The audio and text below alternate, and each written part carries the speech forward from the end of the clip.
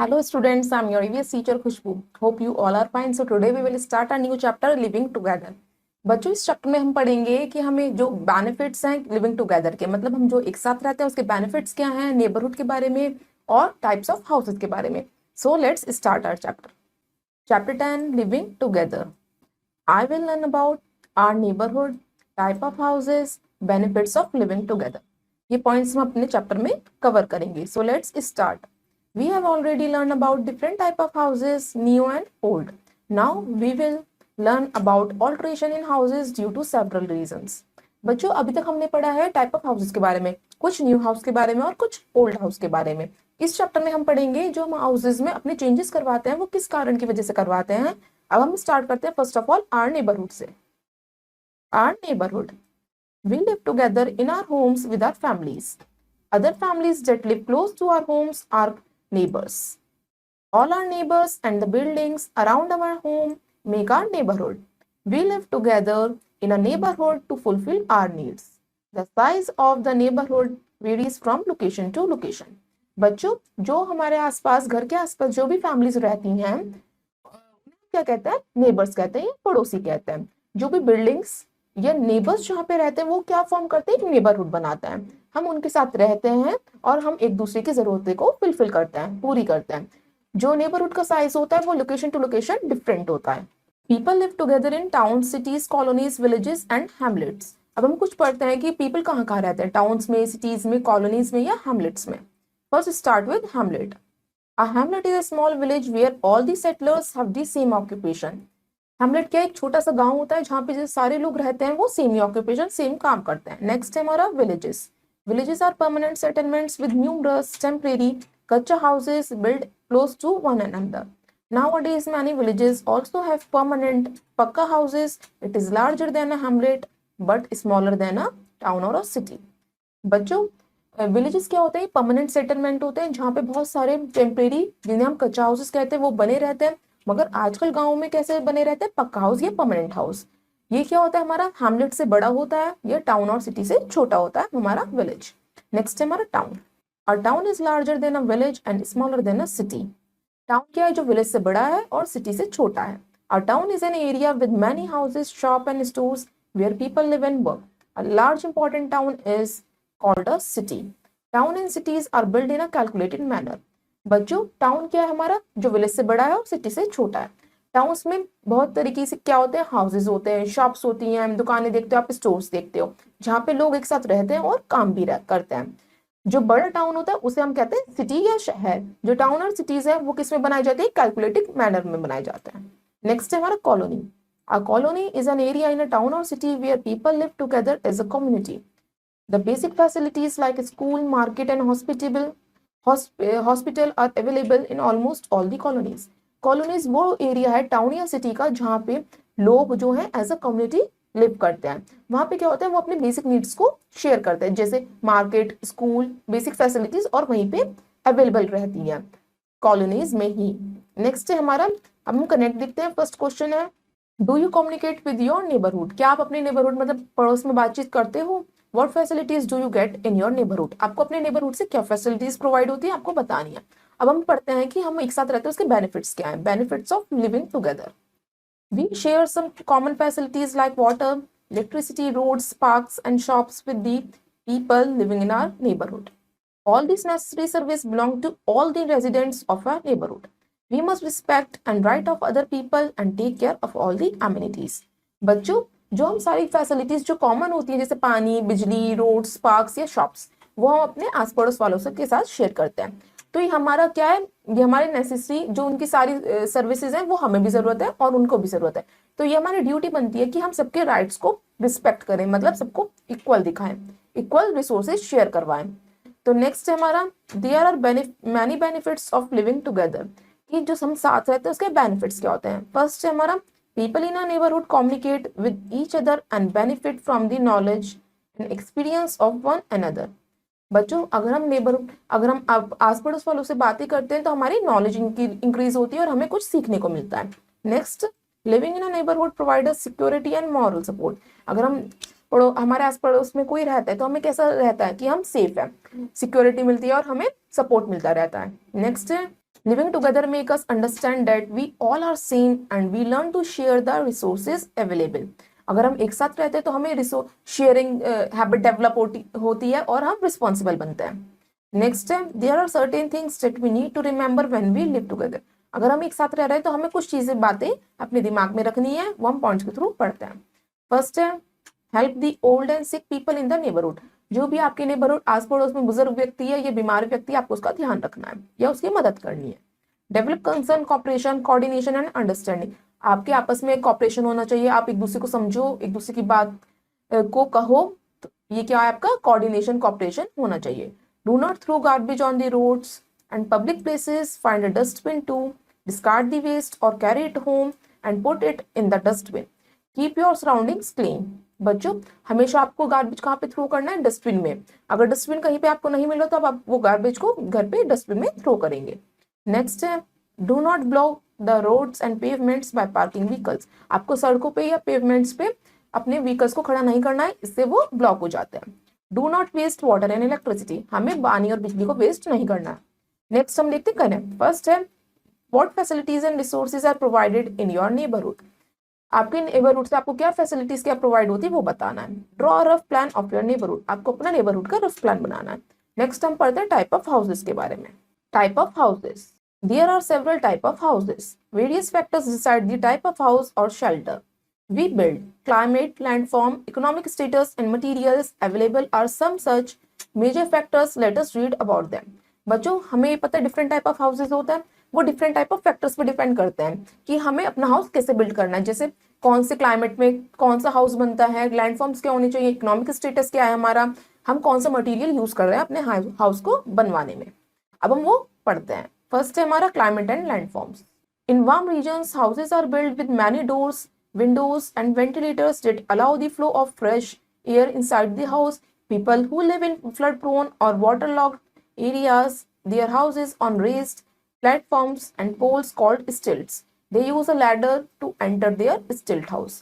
बच्चों, जो houses गर्म इलाकों में बने रहते हैं उनमें उन घरों में ज्यादा खिड़की और ज्यादा दरवाजे होते हैं जिससे एयर का वेंटिलेशन इजिली हो सके. नेक्स्ट, जो लोग जहाँ पे बाढ़ ज्यादा आती है या जहाँ पे पानी भर जाता है वो वाले इलाकों में रहते हैं तो उनके हाउसेस किस पे बने हुए रहते हैं? पोल्स पे बने रहते हैं, जिसे हम स्टिल्ट कहते हैं. और उन हाउसेस को कहते हैं हम स्टिल्ट हाउसेस. जैसे आपको इमेज में दिखा रखा है, ये किसकी इमेज है? स्टिल्ट हाउस की. इन earthquake prone areas like Japan, houses are made of bamboo and wood to prevent injuries in case the house collapse. जहाँ पे भूकंप ज्यादा आता है, जैसे हम जापान ले सकते हैं, वहां पे हाउस किससे बने रहते हैं? बांस के बने रहते हैं या लकड़ी के बने रहते हैं, जिससे अगर हाउस कोलैप्स भी हो तो लोगों को इंजरी ना हो. नेक्स्ट है, houses in cold regions like Ladakh, Himachal Pradesh and Jammu and Kashmir have stone walls that protect people from chilling cold. Houses in cold regions are also made of wood. They are made mostly above the areas of cultivated terrace at foothills. These houses usually have sloping roofs so that rain and snow do not accumulate and slide down easily.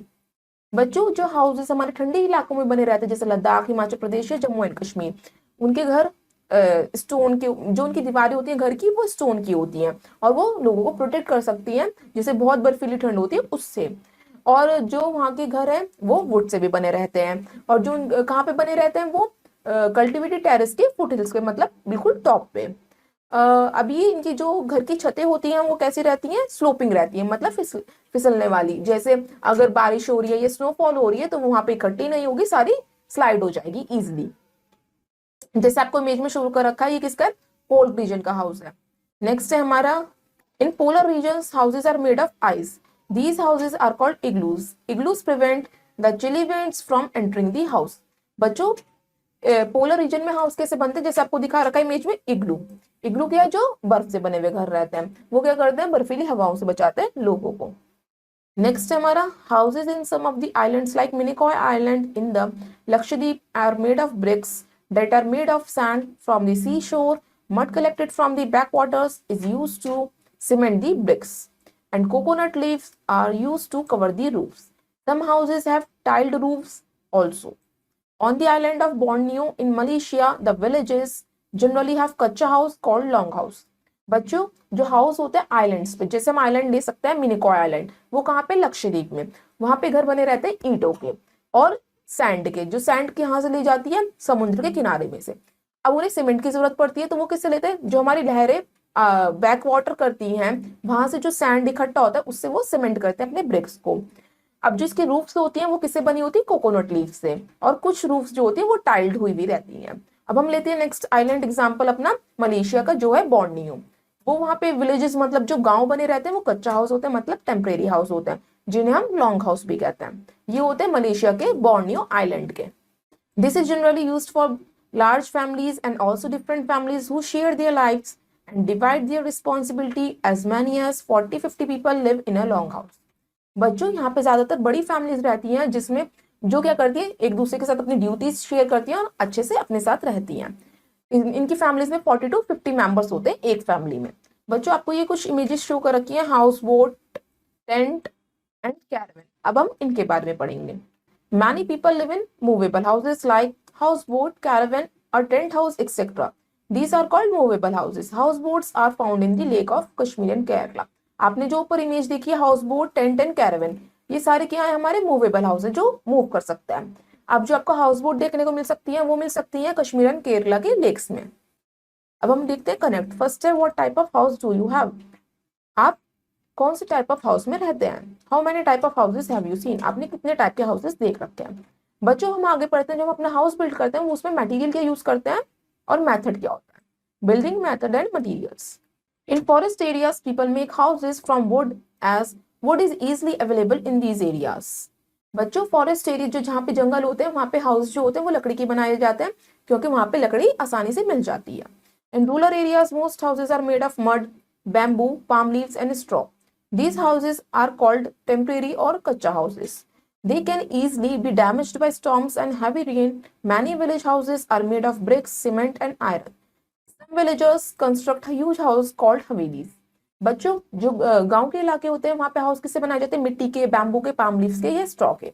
जो ये houses है इन्हें हम कच्चा house कहते हैं, temporary houses, जो तेज हवा के चलने से बिल्कुल डिस्ट्रॉय हो जाता है, कोलैप्स हो जाता है। अब कुछ विलेजेस में, गाँव में कुछ हाउसेस हमारे ब्रिक्स, सीमेंट और आयरन के भी बने रहते हैं। जो विलेजेस अपने बड़े बड़े घर बनवाते हैं उनको हम कहते हैं havelis.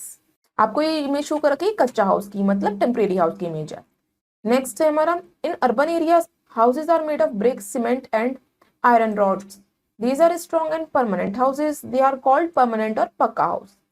Flat, apartments and bungalows are some pucca houses. बच्चों अब हम पढ़ते हैं परमानेंट और पक्का हाउस कौन से होते हैं, जो शहर में बने रहते हैं या जहां पे आप रहते हो। जैसे ब्रिक्स के बने हुए होते हैं, सीमेंट के बने हुए रहते हैं या आयरन रॉड्स के। ये क्या है, जैसे तेज हवा चलती है तो ये डिस्ट्रॉय नहीं होते, ये परमानेंट रहते हैं। उसके टाइप से जैसे फ्लैट्स, अपार्टमेंट्स या बंगलोज। अब हम उसके बारे में पढ़ते हैं। फर्स्ट ऑफ ऑल आपको इमेज शो कर रखी है पक्का हाउस की। पहले सबसे पहले हम कनेक्ट देखते हैं। फर्स्ट है, what is the reason of various people build various kind of houses.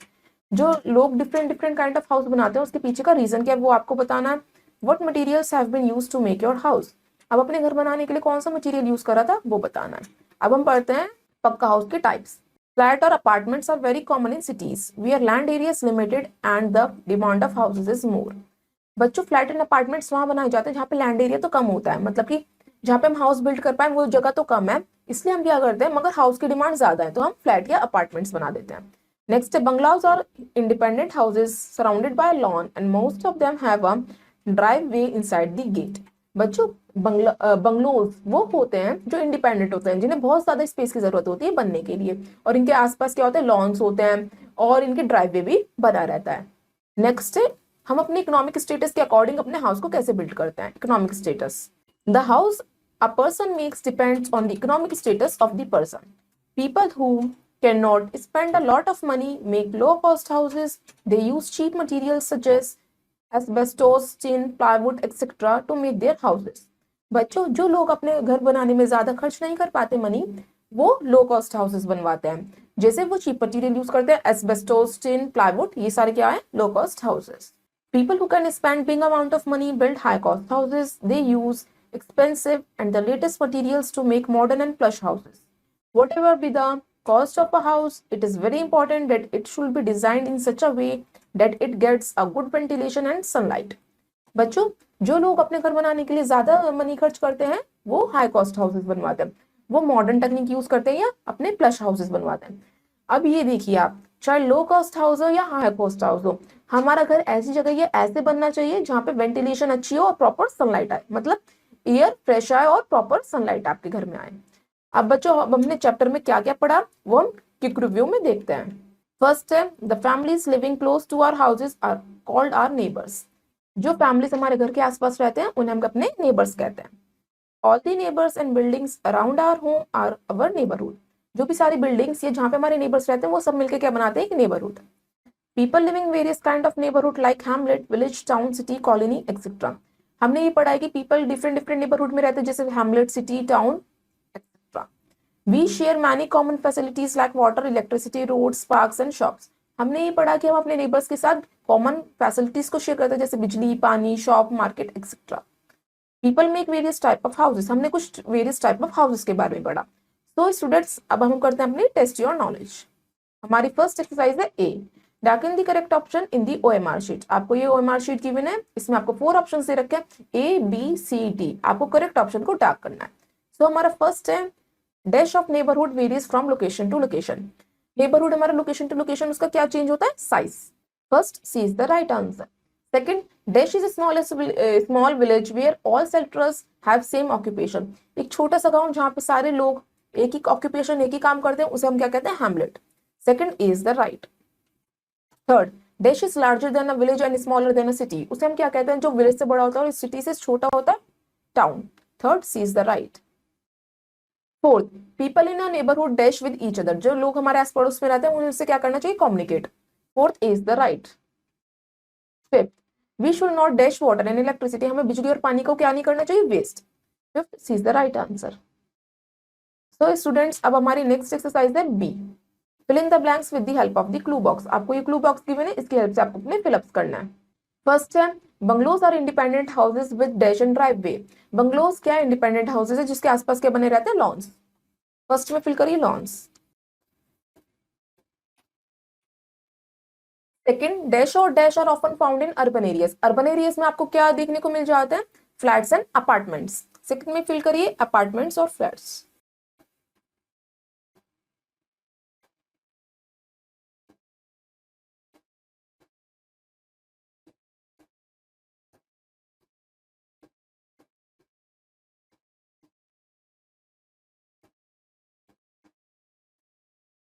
Third, people who live near our house are our.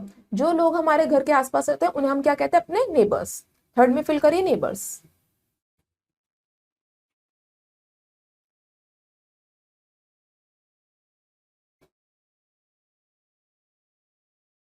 Fourth, as many as 40-50 people live in 40 से 50 people कहाँ पे रहते हैं, long house में। Fourth में fill करिए long house.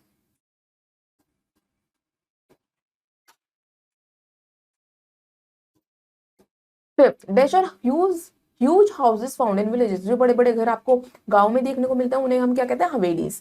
Fifth में fill करिए हवेलीज।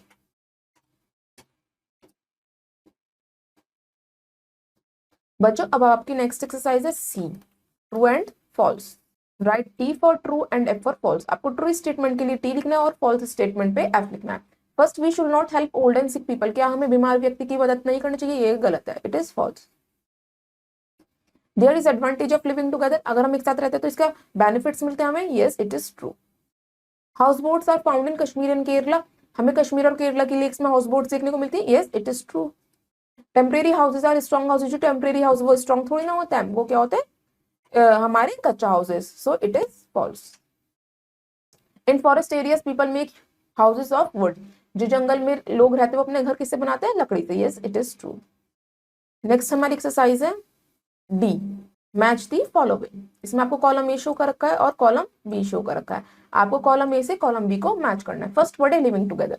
अगर हम एक साथ रहेंगे तो हमें क्या है, सिक्योरिटी मिलती है और मॉरल सपोर्ट मिलता है। फर्स्ट को मैच करिए बी से। Second, do not obstruct. हमें क्या ऑब्स्ट्रक्ट, क्या रोकना नहीं चाहिए, पेवमेंट्स। सेकंड को मैच करिए सी से। Third, keep your neighbourhood. आपको अपने आस पड़ोस क्या रखना चाहिए, क्लीन। थर्ड को मैच करिए ई से। Fourth, do not throw. हमें कहाँ पे गार्बेज नहीं फेंकना चाहिए, रोड्स पे। फोर्थ को मैच करिए बी से। हेल्प, हमें किसकी मदद करनी चाहिए, बीमार व्यक्ति की और बुजुर्ग व्यक्ति की। फिफ्थ को मैच करिए ए से। सो स्टूडेंट्स, आपने अपनी मैच दी कॉलम फिनिश कर लिए हैं। तो इसी तरह आप अपनी बाकी की एक्सरसाइज करिएगा। आई होप आपको चैप्टर समझ में आया होगा। अब हम आपसे मिलते हैं नेक्स्ट वीडियो में नेक्स्ट चैप्टर के साथ। So till then have a nice day, goodbye, thank you.